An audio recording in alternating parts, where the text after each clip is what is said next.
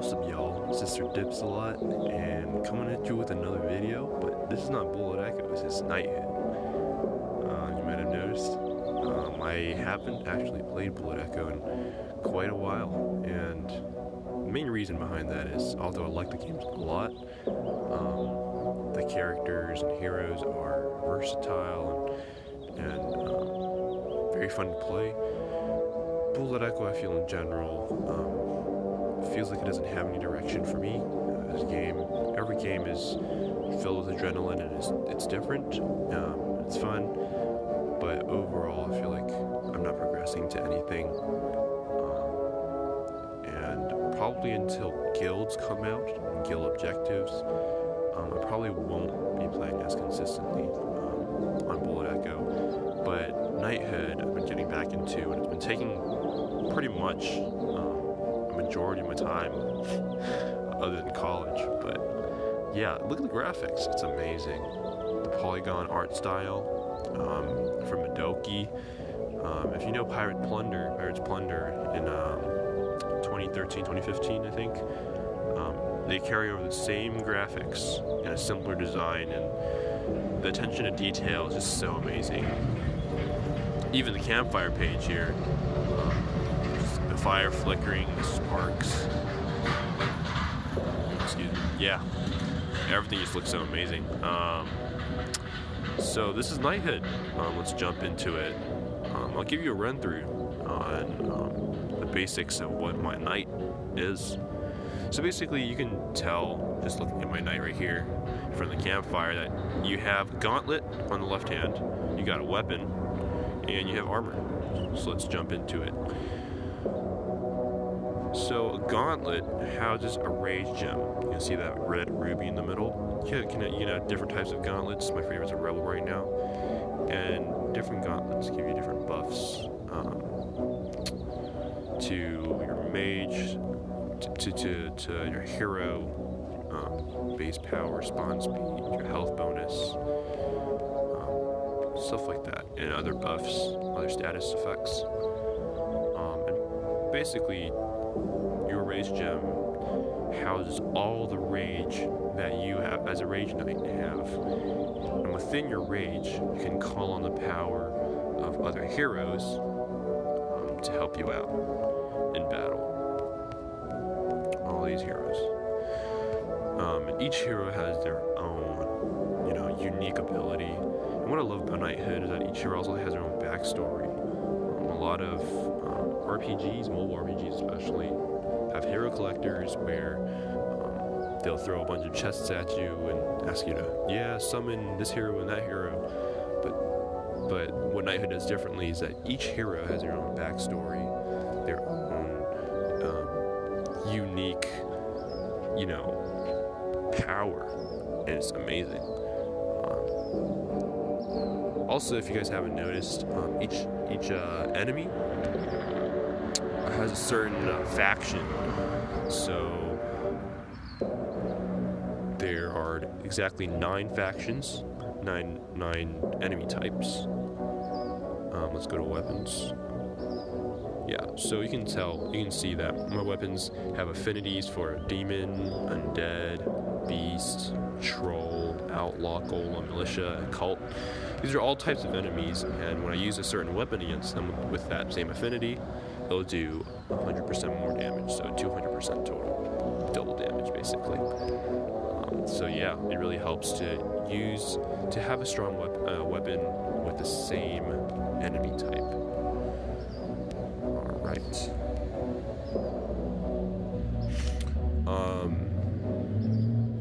So these are just my armor. I don't want to dive too deep into it.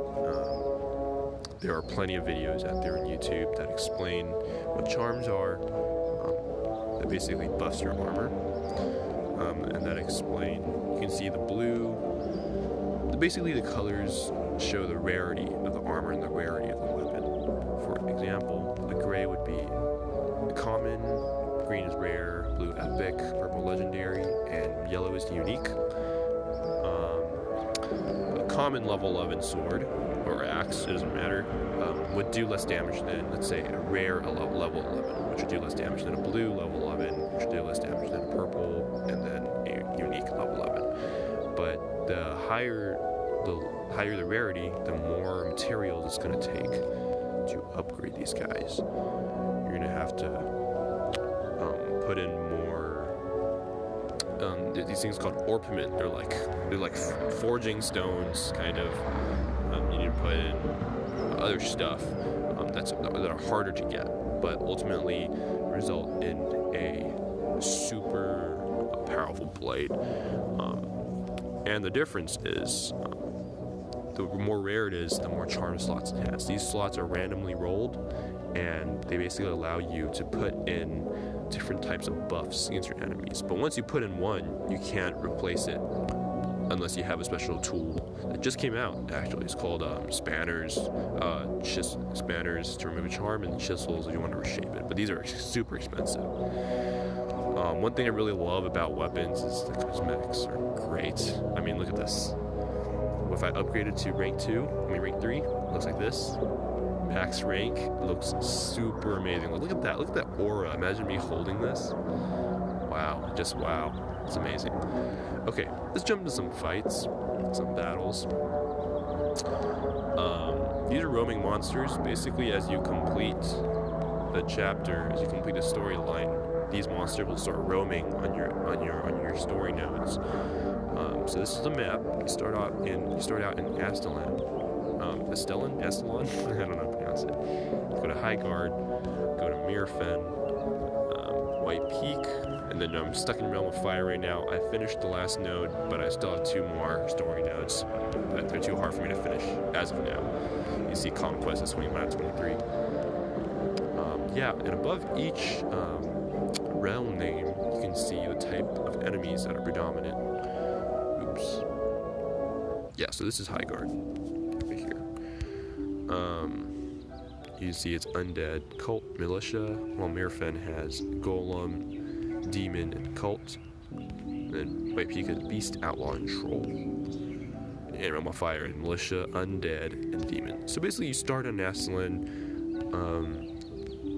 What you want to do as a new player is to not rush too much into different realms. It's fun, but when you unlock a new realm, you also unlock more difficult daily tasks and objectives that you may have a hard time completing. For example, these are my daily tasks. Once you finish it, you actually get a reward. You get 40 gems, which is really good for stamina refreshes. Right here, my max stamina is 468. 1 gem is worth 10 stamina, so don't waste your gems on anything else. If you're free to play.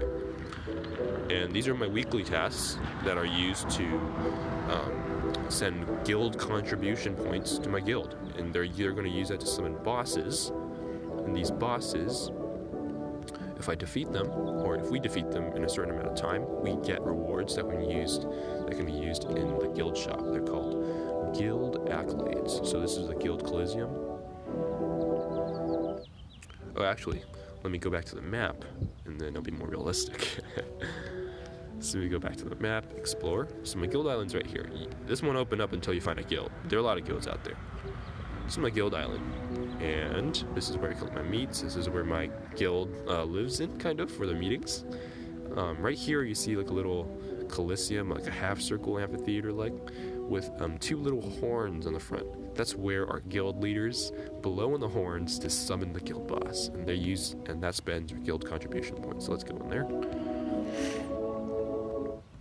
Right here, these horns right here, they can summon different types of bosses for us to attack. But right now, currently, there's no boss. And when we finish them, you see on the bottom, I have 205 blue crystals. These are called guild accolades. We can go to the shop and spend them. We love spending, right? We can spend them on drops and tomes to upgrade our heroes, or chests or manganese malachite to upgrade our weapons and armor. And we have Wardry, which is one of the main heroes you want to get using your guild accolades, because he does some hefty damage.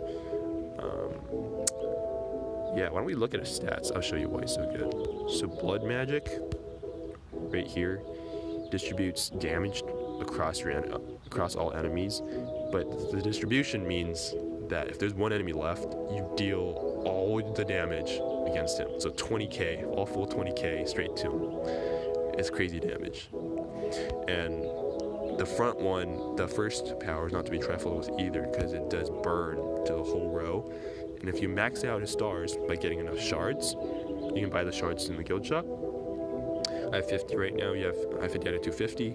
You can increase the burn damage by another 100%. So you almost have him max starred. To star up a hero, you need hero shards, and you can get those in shops or in chests. All right. So we're gonna go into what's something called an onslaught dungeon. So this dungeon has 10 floors, and each chest will give you something that can be used to upgrade your heroes. These tomes, these books, and cores that can be used to upgrade your gauntlet. I'll show you guys what it means later. And the farther you go, the rarer the bigger these chests are, the higher probability that they'll drop some rare gauntlet cores that you'll need. So see, look at something I really love about Knighthood is you can prepare for like what's ahead of you. This boss has a power, it has health, armor, damage. You can see what they're vulnerable to. They're vulnerable to acid, resistant to expose. And the thing is, you can see their backstory. He's a heretic, all right. You can tell what every single enemy does, and that helps you really prepare your team and for you to know how to win. So you see these two guys are undead factions, but I am level 45. I'm max level, and these guys are level 20. So it should be easy for me to beat them with whatever hero. So basically, in an onslaught dungeon, you choose 2 heroes to accompany you, and you can only use them once per day for all 10 floors. Okay, so I'm going to choose 2 random heroes for this, because I know I can beat this with just my undead weapon, and then I'm going to fight. But tips, this is very useful for new players. It tells you what you need to win if you're having a hard time defeating the dungeon. But with a careful hero selection, and if you know yourself well enough, you can probably disregard tips. Alright, I'm going to fight. This is just for my Shrine of Heroes. I'll show you guys that later. Alright, let's get into it.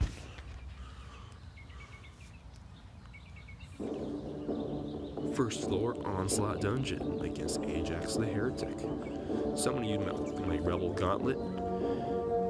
Alright, so there are 4 moves you can do. The bottom right 2 moves are actually hero powers. They're base powers that enabled me to either buff myself or weaken the enemy or attack them.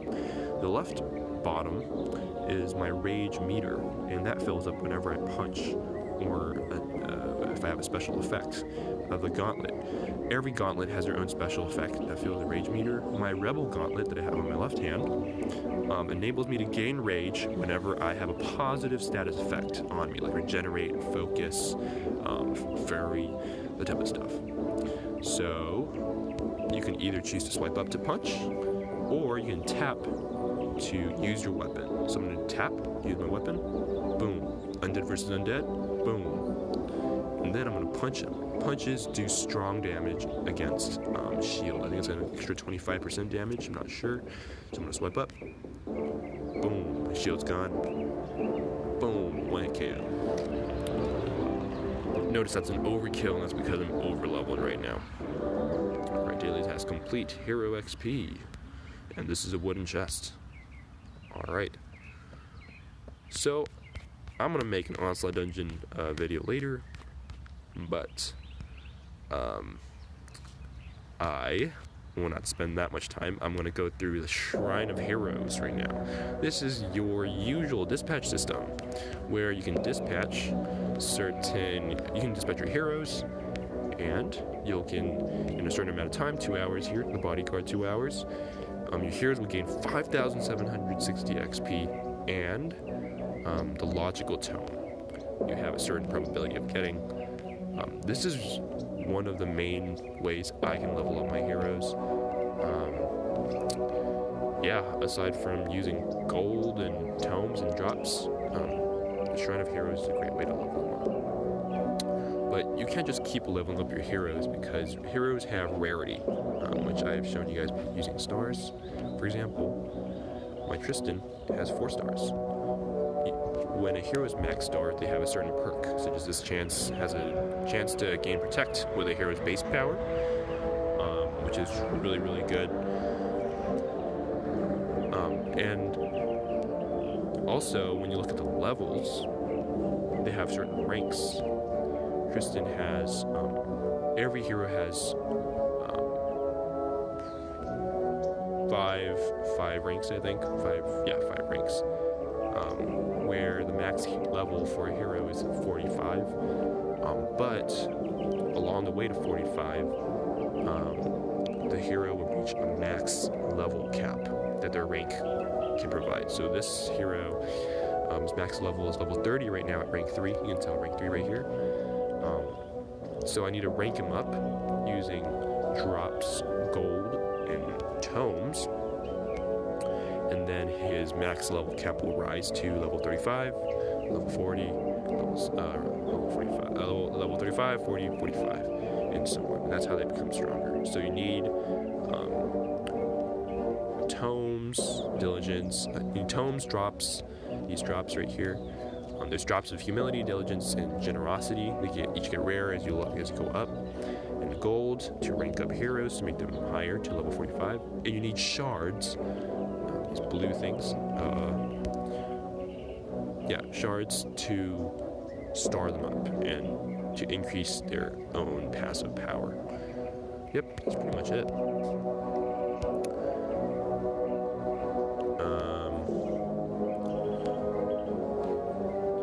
So then the last thing that I want to go over is Monster Cave.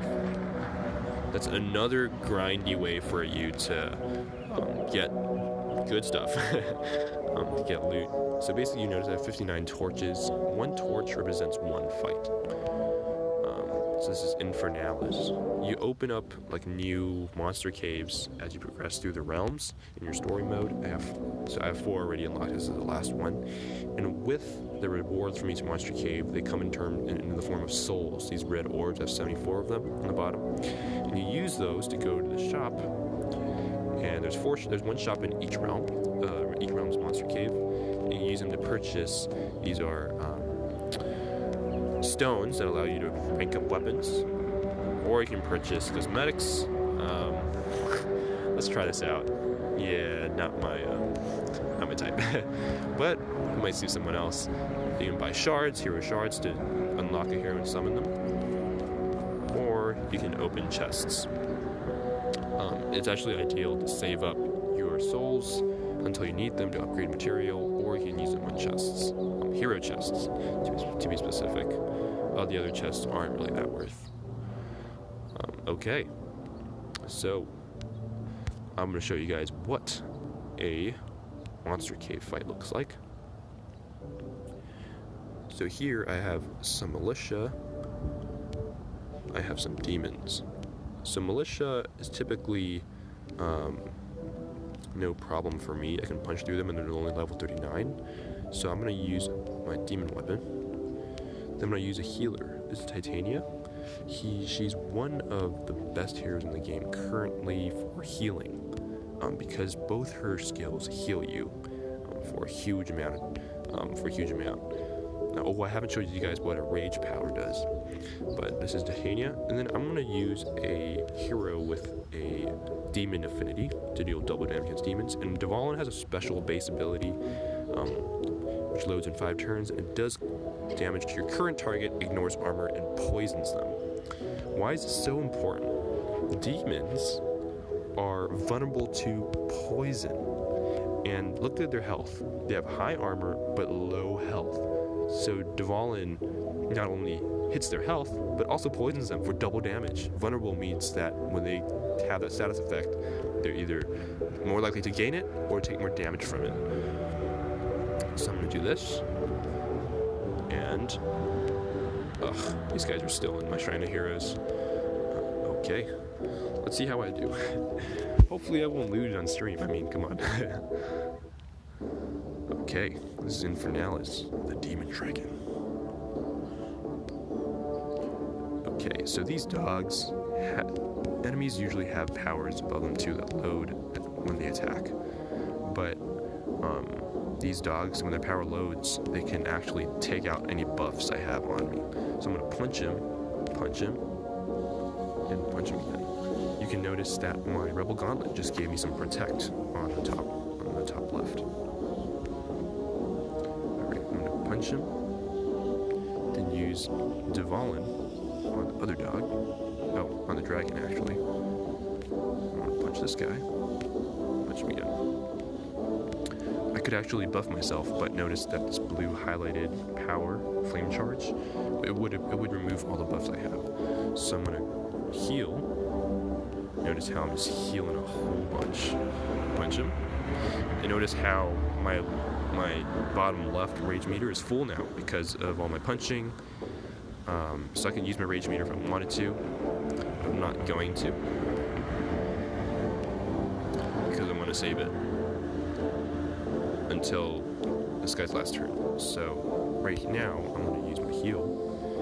It's actually smart to use your heal right before you finish a round. There's 3 rounds here because your status effect on the top left will be carried over to the next round. So I'm just going to punch him for more rage until I load my titania base power, and he's going to attack me, and then he's going to die because I have him poisoned. Okay, so next round. So these are militia. They're not that susceptible to poison, so I'm just going to keep poisoning Infernalis, and then heal up, wait for Dvalin to load, and then keep punching these guys, so I can get my rage, and I can heal up. Titania is so good, because her healing adds protect, adds regenerate, adds focus. Focus is an increase to the chance that you can crit. Critical damage is higher, so let's heal up. Critical damage does like plus 35%. Boom. Boom. See how my Dvalin is loaded up now, so he's going to do that. So I'm going to, he has one more stack of poison. I'm going to save my Dvalin. Punch him to kill him. Then I'm going to poison him. Punch. See how much damage my punches are doing against these guys. So if I kill the boss, it doesn't matter if I kill the minions or not. Once I kill a boss, I basically win. What should I do? So I'm gonna go punch. Dvalin loads. So I'm gonna piercer straight to his health. And I'm gonna end my turn. Right now, all I'm doing is healing up, and then waiting for the poison to take effect. So I'm gonna heal up. Straight up. Lunar light. Give me that light. Protect. Rage up. So the reason why I have it says rage up right in the bottom is because every time my Rebel Gauntlet's passive is every time I gain a positive status effect from any power, even from a buff on my weapon, I will gain rage. It's a pretty awesome status effect. And it also speeds up the mage base power load speed. So it makes Titania's base power on the bottom right load faster. So I'm gonna punch. That flame charge is going to remove my protect. Watch. Boom. Flame charge. Boom. So I don't have any more protect. That's why I'm kind of saving my buffs here. So he's going to die in one turn because look at his poison stack. Maybe I'm going to speed him along. Watch this. Punch his armor. Dvalin again. KO. And the other minions run away in fear. So that's pretty much it. And at the end of every raid in the monster cave, you gain 7 monster souls. once you beat all this difficulty level, you can eventually raid the dungeon without having to, actually play it. Just need to raid. Well, that sums it all for today, guys. I'm gonna upload some more videos on Knighthood. So sorry if you guys are expecting any Bullet Echo content. I just haven't really found the motivation to play it. Yes, it's fun. I can play it for a couple hours, but I end up uninstalling it because it just gets really monotonous and repetitive. I might post another video up on Bullet Echo. I might not. We'll see how Zeptolab chooses to go along with the game. But currently, as of now, join me at Nighthead. See you guys.